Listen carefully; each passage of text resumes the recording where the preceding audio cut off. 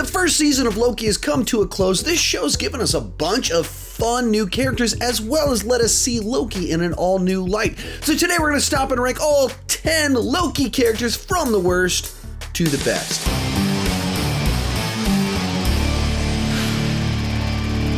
Hi, my name is Sean and I started this channel because I was driving everyone around me crazy talking about movies and TV way too much. If you can relate, you're probably in the right place to consider clicking that subscribe button. With that in mind, go ahead and join me down below in the comment section. Share your ranking of all 10 Loki characters, or if you want to throw in more of the side characters, all that fun stuff, go ahead and do that too. My list isn't the right list. It's just my list and I would love to see yours and talk about it. One more thing before we get started, this video is brought to you by Raid Shadow Legends. Raid Shadow Legends has a big world populated by awesome looking champions from various unique factions with their own lore.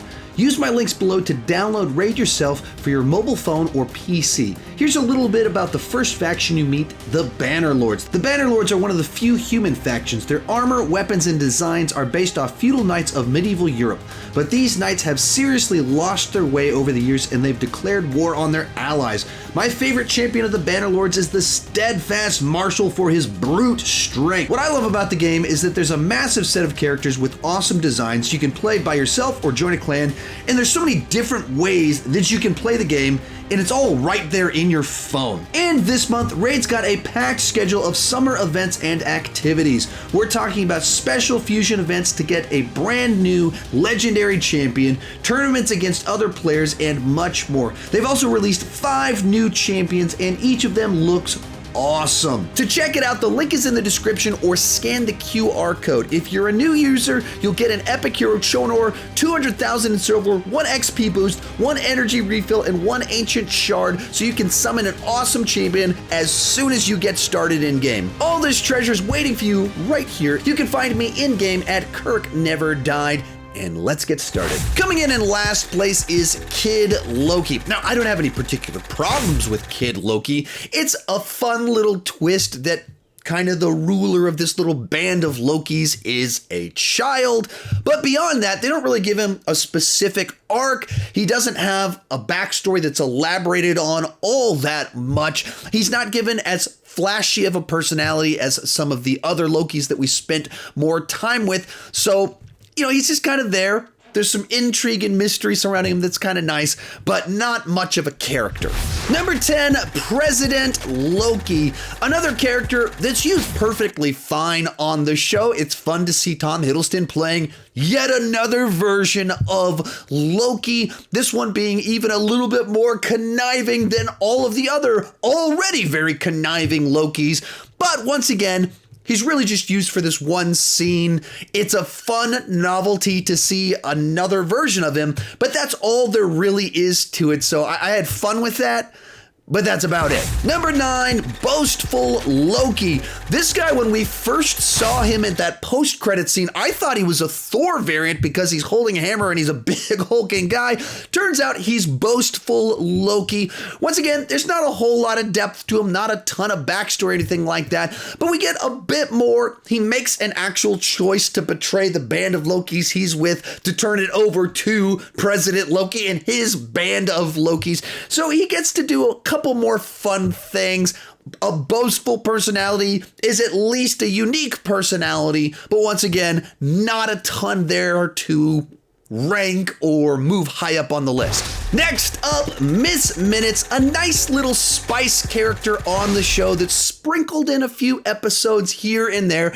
Every time she appears, it's a ton of fun. It's a nice touch that they got legendary voice actress Tara Strong to voice Miss Minutes, and then they used her just right to have kind of some intrigue that you knew she was a piece that knew more than kind of the rest of us and was tied to whoever was behind the curtain, pulling all the strings, making everything happen. She gets a great jump scare in the final episode whenever she pops up in the castle. It worked really nicely. At the same time, there's not really an arc here, not really a character, but used really nicely all throughout the show and made her episodes and scenes better. Number 7, Hunter B-15. This is the TVA agent that arrests Loki in the very first scene of the entire show. She's clearly established to be this by-the-book follower and enforcer of the TVA's rules and restrictions. But after her encounter with Sylvie in episode 2, the enchanting process frees some memories in her mind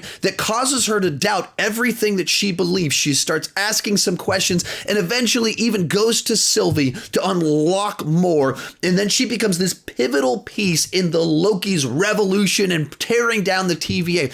She's not the flashiest character. She's not designed to have the funny moments or anything like that, but she is a key character in the show and kind of one of the examples of these TV agents, these variants, going through this transformation process of being a true believer to absolutely wanting to bring down everything that they've ever been known. Then we have Rovana Renslayer, our TVA judge, and apparently the boss to the other TVA agents. Now, she's a nice contrast to Mobius and Hunter B-15 because all three of them are shown to be revealed that the world of the TVA is a lie.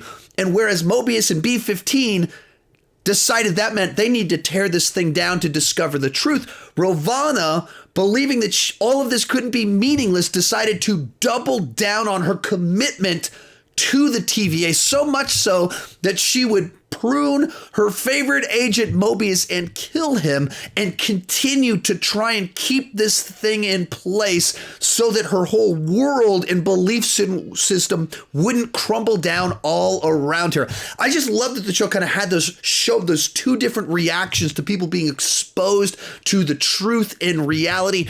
At the same time, I wish the character had a bit more of a fun or flashy or interesting personality. I mean, everybody doesn't have to be super charismatic, but if you ask me to describe anything about her personality, I'd be like, she's subtle, she's serious.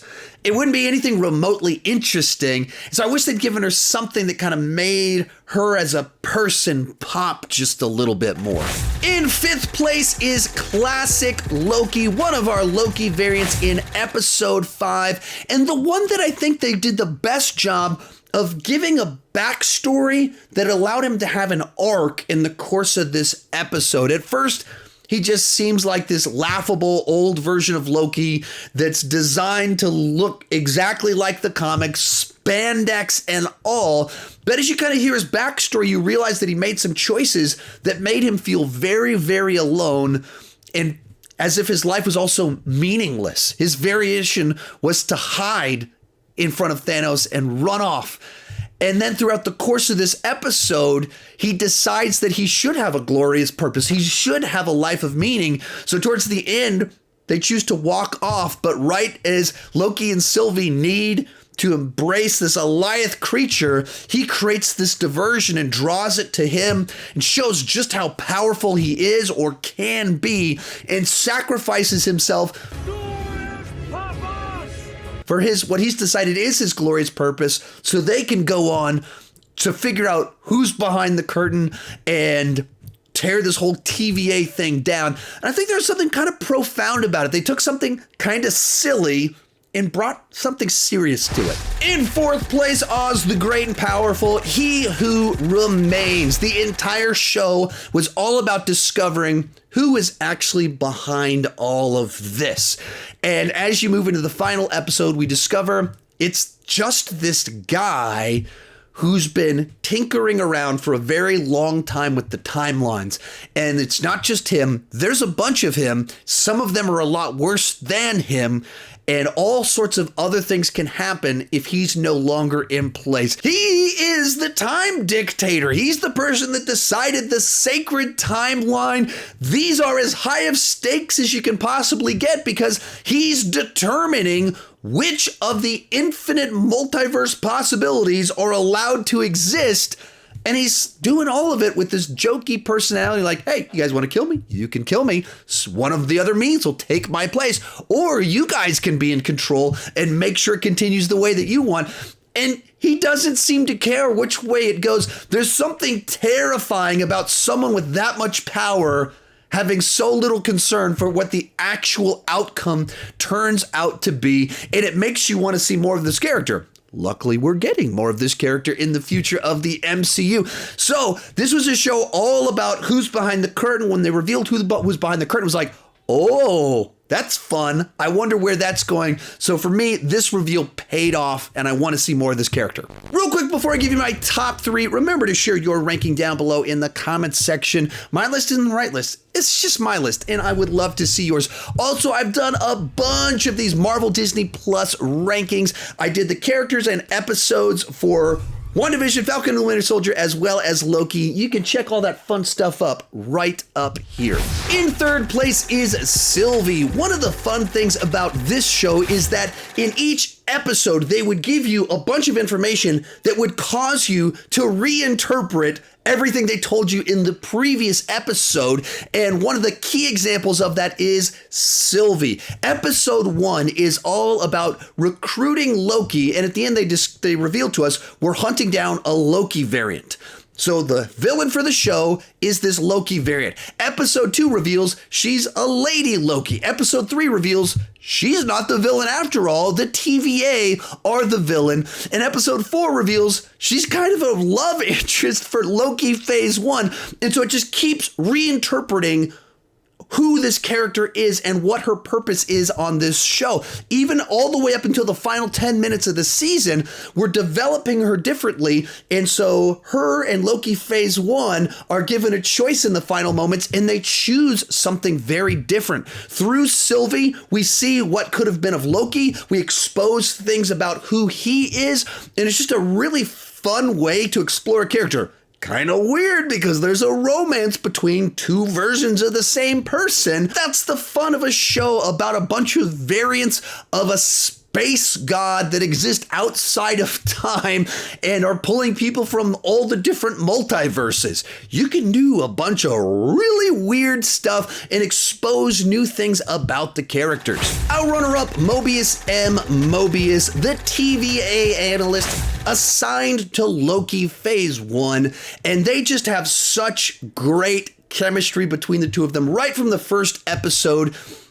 The comedic timing of Tom Hiddleston and Owen Wilson just plays perfectly off one another. But likewise, they're able to talk about a bunch of philosophical stuff about determinism and the meaning of the timeline and make it interesting and amusing. The other thing that makes Mobius such an interesting character is that at the beginning of the show, he is absolutely a true believer in the TVA, and he thinks that doing what they tell him to do is what gives him purpose in life. But as he goes through this process, he's also someone that's not just into bureaucracy. And so as Loki raises some good points, and as soon as he learns the TVA is a lie, in an instant, he switches sides and even goes to Loki and uses his words to say, Loki, you can be a great guy.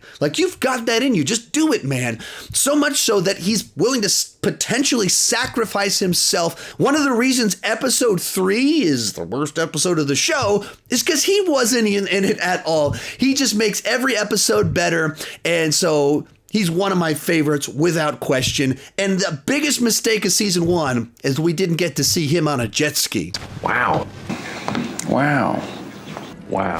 But coming in at number 1 is Loki phase 1, our title character. Now, I did go into the show pretty skeptical because they were giving a dead character his own TV show, but very quickly they won me over by doing this world building that gave a good reason why this character could continue on and that we're going to explore him in new sorts of ways. Right there in episode 1, they take Loki right after the Battle of New York and they have him sit down and watch phases 2 and 3 of the MCU and see what happens with him in Ragnarok and his ultimate fate. And you see his reaction to what his ultimate glorious purpose was supposed to be. And they actually dive into the psychology that's driving his mischievousness, his lies. Does he actually care about these people around him? It digs deep into all of that and then puts him with all these other Lokis that made different choices and went down different paths that expose all sorts of things about the Loki that we thought we knew. All along the way, Tom Hiddleston can be charismatic. He can be heartbreaking when his soul is crushed as he sees some of these things. He can do the action. So he pulls all of it off wonderfully. But they find a way to take a character that we've already spent a lot of time with and take him on another journey of transformation. Oddly enough, his journey of no longer being selfish and only caring about himself is to fall in love with himself. That's weird, but at the same time, this was a very fun ride, a great look at the character of Loki from a ton of different angles. So he comes in at number 1. Remember, you can download Raid Shadow Legends for free down below at that link in the description. If you want more Marvel Disney Plus content from me, we got a couple playlists right over there. Thank you so much for watching, and keep talking movies too much.